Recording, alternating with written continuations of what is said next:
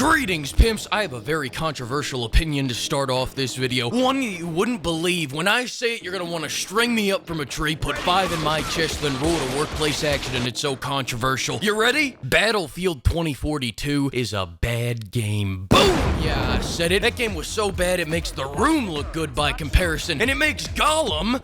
well, no, that game's still a piece of shit. But the point is, Battlefield 2042 was so terrible that it forced tens of thousands of players out of their established home to wander through the wasteland for a new indie asylum, at least until the next game releases. But in the meanwhile, the hunt for a rebound began, and in no time at all, they discovered a game with a feverish community, a wide array of fun weapons, crisp sound effects, and a perfect balance between arcadey action and Battlefield's only good game mode. Perfect! It was perfect. But unfortunately, that game got abandoned, lit on fire, and the devs got caught in a friendly napalm strike shortly thereafter. So in lieu of that news, we also have Battlefield. What the hell? Now, I'm gonna take you to my cave and have my way with you. No, you won't. Yeah, I will. Come here. BattleBit is Battlefield from another Cosby in the multi-fuck world. The player models are vaguely threatening Roblox characters, except now with 254 players instead of 64 and prox chat instead of no chat. Or in other words, a metric ton of bans for racism and discrimination. Now don't let those gamer words scare you off though, because most of the time lobbies play out a lot more like this. Party Rockers in the house tonight. Everybody anybody want their toes sucked? Alright, let's just get right into it. The prox chat is definitely one of the major selling points for this game, because communication is key. And I wish I could go deeper into this point, but my recorder mangled my microphone audio of me screaming like an idiot, so I'll just have to recreate one of my favorite moments. Trust that this is exactly how this went. Oh, damn, it sucks that you're now dead. But while I have you here, can I tell you a joke? Hey, I worked hard to get that kill. You don't you revive him? I'm doing it. All right, good. Here we go. So you're telling me a shrimp fried these rice? I keep hearing you, Nick. What the Next, game modes. My masculine urge to engage in trench warfare grows by the day, and as such, my brain is no longer satisfied by the thrill of running 100 meters in conquest, only to get shot by some no-good commie piece of shit. I just can't take it anymore. It makes me want to put on my lucky vest and hug some distant cousins.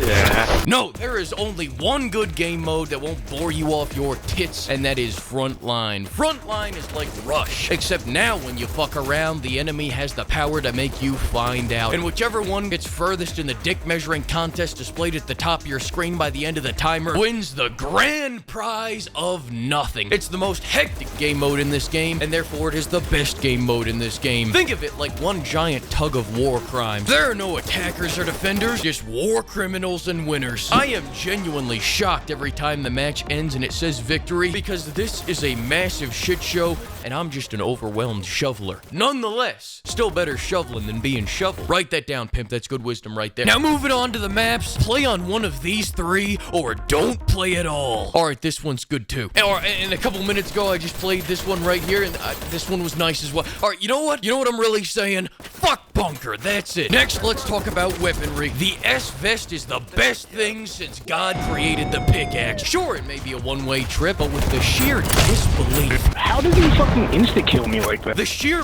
mental dominance. There's like 50. You don't need more than one trip when one trip is this fulfilling. Yeah! God damn it, did we just both fuck up our S-Vest? Let's get her done. Let's get her done. Hang on, good buddy. Come on, do it. I can fix the timeline. I can fix this. I'm gonna fix this right now. Let's fix this. Here we go, buddy. Oh, shit. Excuse me. Save me, medic. Save me. And now you may be wondering, Fleek, are you gonna recommend a gun now? No! Not because I don't want to, but because I don't have any of them. Never have I seen a game design strat where the devs saved all the guns for the endgame, as if having too much fun with different weapons at the start would scare people off. In about 10 hours and 20-ish levels, I've unlocked exactly 1 AR, 1 LMG, 1 SMG, and a marksman rifle. And to get the next AR unlocked, I'm looking at least 10 more hours. This hurts my soul right here. Next, let's talk about classes, starting with the medic. You can heal yourself and you can bandage your bleeds faster so that you can run over the corpses of friendlies with that 100 HP glow to you. This class is your only good option. In fact, I shouldn't have even gotten your hopes up by saying starting with, because that is the only class I'm covering. If you play any other class, you're either a moron or an engineer. Regardless, if you do choose to walk the path of the medic, I'm gonna warn you, it takes a toll on a pimp. Frank, you see him right there. Frank! Where are you, Lenny? Good job, Frank. No! God damn it! Rest in peace, shitbag. I failed you, pimp. It's a bad day for rain.